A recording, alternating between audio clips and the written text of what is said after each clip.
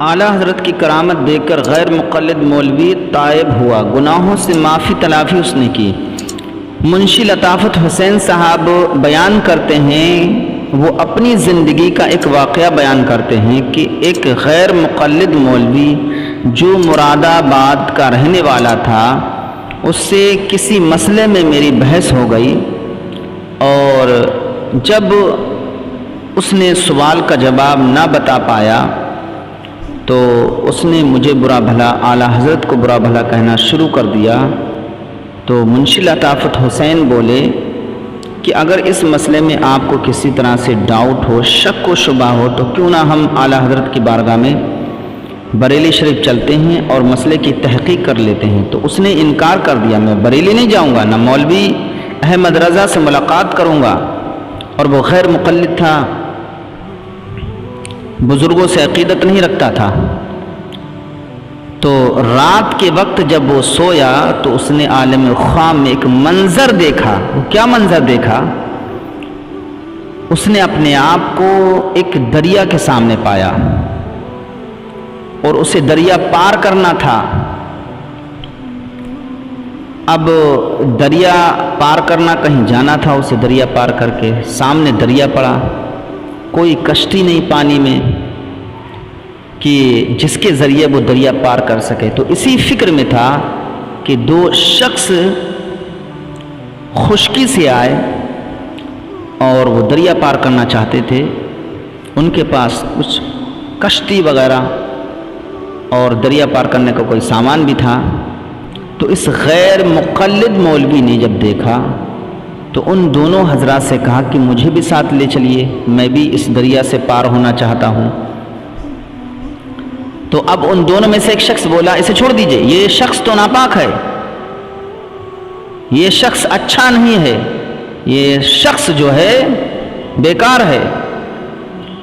اب اتنی بات کہہ کہ وہ دونوں حضرات آگے بڑھ گئے۔ یہ غیر مقلد مولوی تعجب میں پڑ گیا، آخر میں تو بہت بڑا موحد ہوں، اللہ تعالیٰ کو ماننے والا ہوں، اللہ کی حمد و ثنا کرنے والا ہوں، میرے بارے میں ایسے ایک بات کیسے کہہ دی؟ بہرکیف غیر مقلد مولوی اسی خیال میں اور اسی کشمکش میں اس نے 2-4 دن گزارے۔ پھر ایک دن رات میں اس نے پھر خواب دیکھا، اور اسے اس بات کا خیال ہوا کہ شاید کہ ہم نے احمد رضا رضی اللہ تعالی عنہ کی شان میں جو گستاخی کی ہے اور غیر مقلد ہونے کا جو معاملہ ہے، وہ اسی وجہ سے یہ میرے ساتھ معاملہ پیش آیا۔ خیر، اس نے پھر ایک خواب دیکھا، اور اس نے یہ خواب دیکھا کہ میں ایک بہت بڑے شہر میں ہوں، اور اس شہر کا بہت بڑا پھاٹک ہے، دروازہ ہے، اور دروازوں پر چوکیدار کھڑا ہے۔ لوگ اندر جاتے ہیں تو چوکیدار اس جانے والے سے معلومات کرتے ہیں، کچھ پوچھتے ہیں، اگر وہ ہاں کا جواب دیتے ہیں تو اسے اندر جانے دیتے ہیں۔ تو اس شخص نے جب ارادہ کیا کہ میں بھی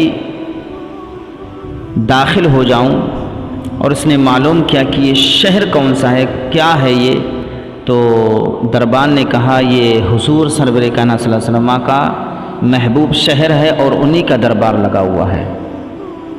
تو جب یہ گیٹ کے پاس پہنچا، دروازے کے پاس پہنچا، تو دربانوں نے کہا کہ تمہارے پاس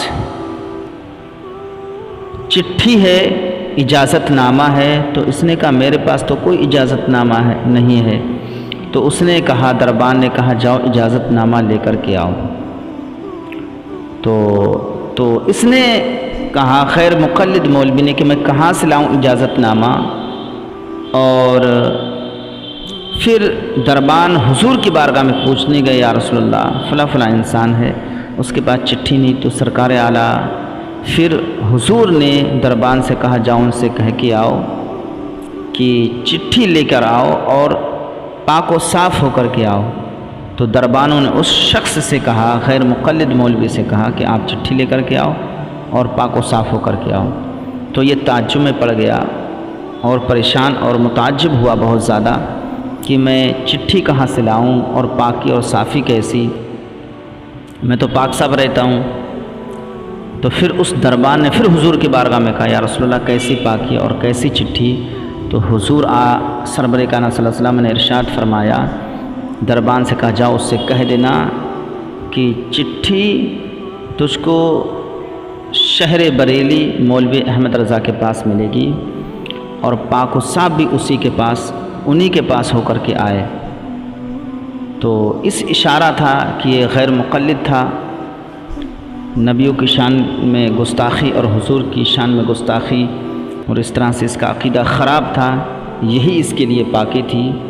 تو جب اس نے یہ منظر خواب میں دیکھا، صبح کو بیدار ہوا، نیند تو اس کے حرام ہو گئی، اور غیر مقلد مولوی بریلی شریف حاضر ہوتا ہے اور حضور اعلیٰ حضرت کے قدموں میں گر پڑتا ہے، اتنا روتا ہے اس کی ہچکیاں بن جاتی ہیں، اور پورا حال بیان کرتا ہے۔ اعلیٰ حضرت اس کی ہاتھ پر وہ بیعت ہوتا ہے اور توبہ کرتا ہے، پھر اعلیٰ حضرت اس کو شجرہ شریف دیتے ہیں، اور دیتے وقت کہتے ہیں جو تم نے عالم خواب میں چٹھی دیکھی یہ وہی چٹھی ہے، اور کشتی سے مراد اچھا پیر و مرشد ہے۔ اللہ اکبر، آپ ذرا غور فرمائیے۔